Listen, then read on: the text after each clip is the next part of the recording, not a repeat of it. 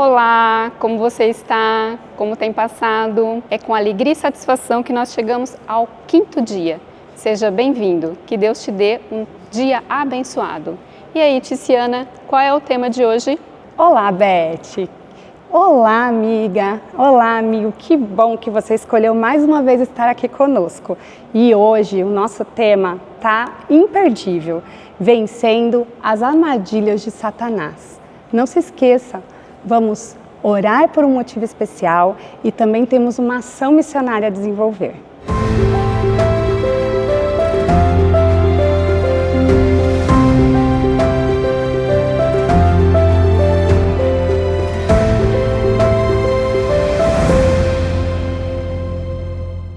Ação missionária do dia. Convide seus amigos de oração para um culto de pôr do sol animado em sua casa.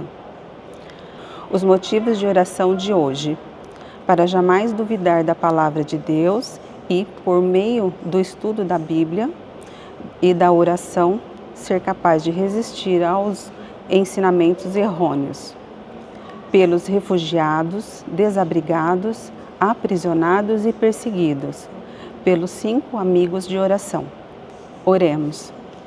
Senhor Deus, por favor, ajude-nos a chegar no coração de cada pessoa que está precisando da sua ajuda, de fazer essas pessoas abrirem o coração e que a sua palavra seja uma terra árida, onde a pessoa pode produzir bons frutos para evangelizar e mostrar quem é o Senhor nesse mundo. Por favor, ajude-nos, Senhor, nessa missão. É o que te pedimos e agradecemos em nome de Jesus. Amém.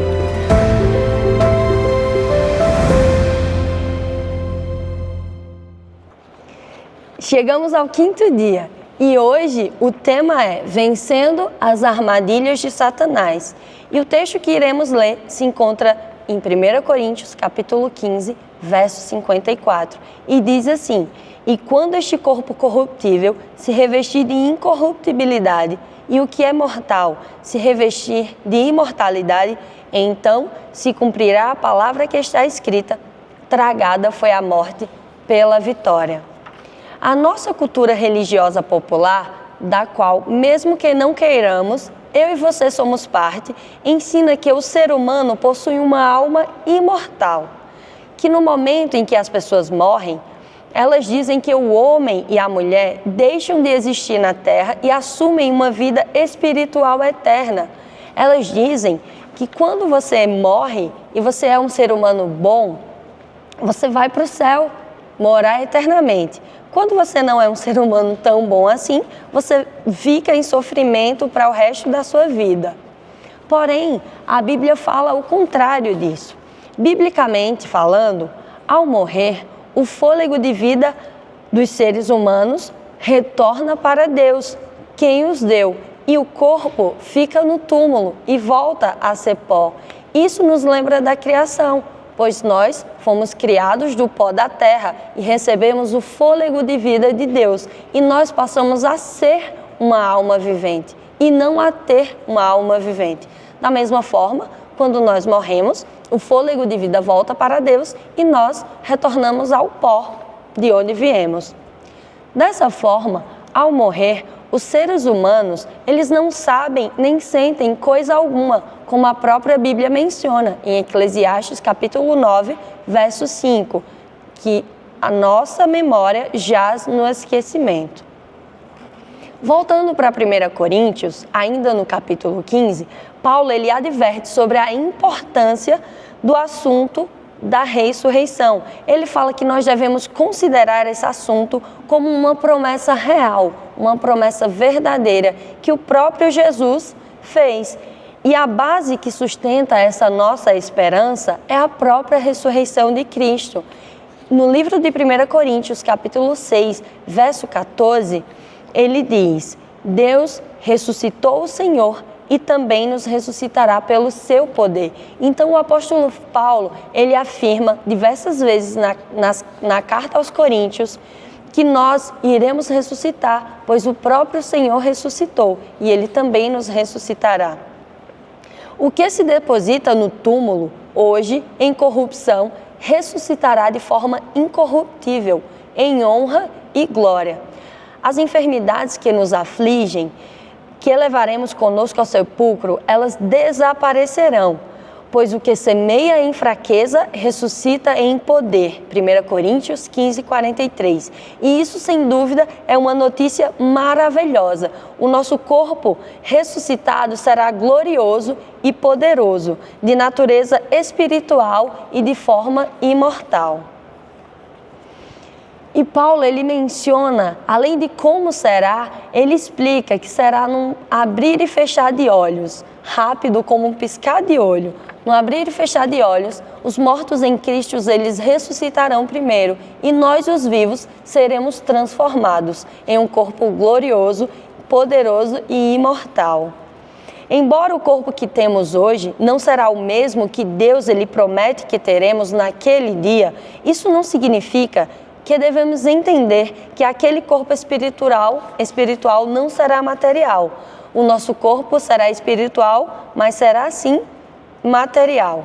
E a promessa da restauração do nosso corpo é resumida e afirmada por Paulo, novamente, ao dizer em 1 Coríntios capítulo 15, verso 50, que a carne e o sangue não podem herdar o reino de Deus, nem a corrupção herdar a incorrupção.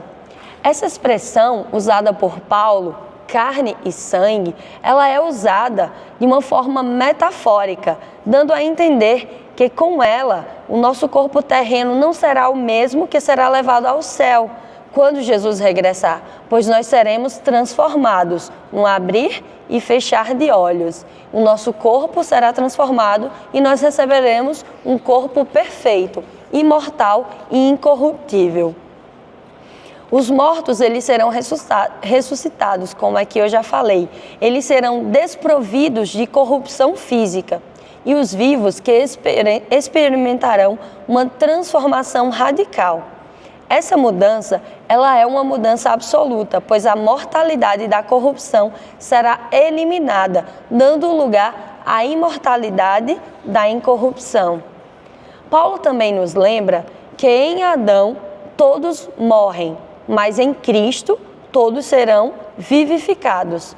Então, quando Jesus entregar o reino a Deus o Pai e abolir e acabar e destruir com todo o principado, bem como com toda a potestade e poder, o único inimigo que será destruído será a morte. A morte será o único inimigo que Jesus destruirá. E essa morte, a gente olhando de uma perspectiva bíblica, a gente entende que ela é como um inimigo intrometido, que Deus, na criação, Ele não criou. Ela se intrometeu através da entrada do pecado ao mundo, depois da queda. A partir daí, nós passamos a ser seres mortais, desde o início da queda do homem. E então, Jesus, quando voltar, vai acabar com essa morte, porque foi Jesus quem derrotou Satanás na cruz, e é por meio dele que os justos podem cantar em vitória. Tragada foi a morte pela vitória.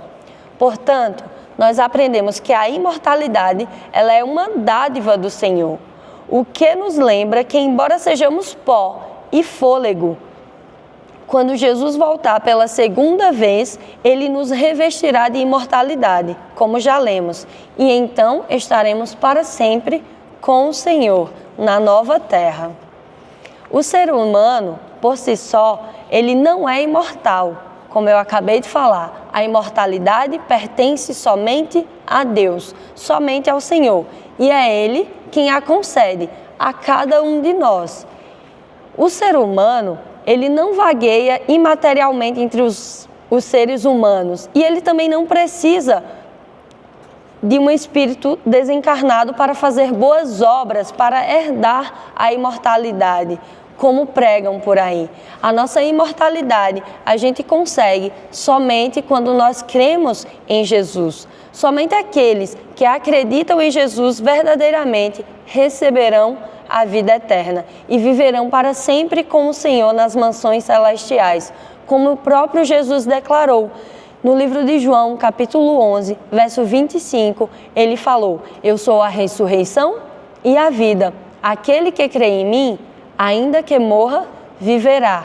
Então aqui nós aprendemos que a imortalidade é algo concedido por Deus. A partir do momento que a gente crê no Filho dele, nós passamos a receber essa imortalidade como uma dádiva.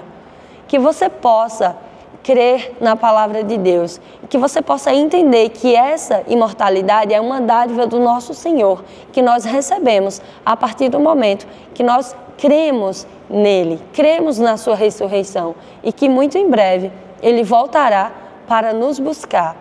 Com esse pensamento cheio de esperança, eu convido todos vocês a fazer uma oração. Querido Deus, muito obrigado pela esperança de que muito em breve o Senhor voltará. O Senhor voltará para nos revestir de imortalidade, para nos dar uma vida eterna que só vem através de Ti. Que Teu Espírito Santo possa nos animar com essa promessa da Tua breve volta e que nós possamos estar firmes, crendo nas Tuas palavras, que diz que hoje nós somos mortais, mas que muito em breve nós seremos transformados em seres imortais, segundo a Tua palavra. Muito obrigado por nos encher de esperança e por acreditar que Jesus é o único que pode nos dar essa imortalidade. Que o Senhor possa abençoar as nossas famílias, os nossos planos, os nossos sonhos e que a esperança de uma vida eterna ao Teu lado possa ser real nas nossas vidas, na vida das nossas famílias e na vida dos nossos amigos. Nos ajuda a pregar essa verdade para tantas pessoas que creem que existe imortalidade da alma. Nos ajuda a pregar as Tuas verdades para que elas possam também crer em Ti e receber de Jesus a imortalidade que nós receberemos com o retorno de Jesus. Fica conosco, é o que eu te peço e agradeço. Em nome de Jesus, amém.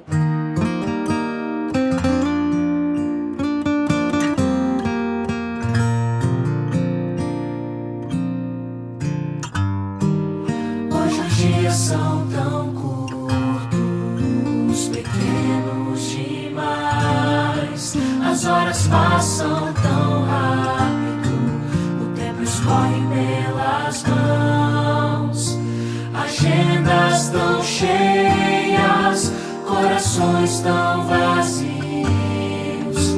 A alma é pequena e o olhar é tão frio. Te convido agora a experimentar uma outra abordagem, algo mais radical. Joga fora os teus medos e conversa com Deus. Revela a Ele os teus segredos que o pecado escondeu. Põe primeiro Deus no começo do dia. Põe primeiro Deus, o futuro é incerto. Põe primeiro Deus por um ato de fé. Tua vida vai começar a florescer.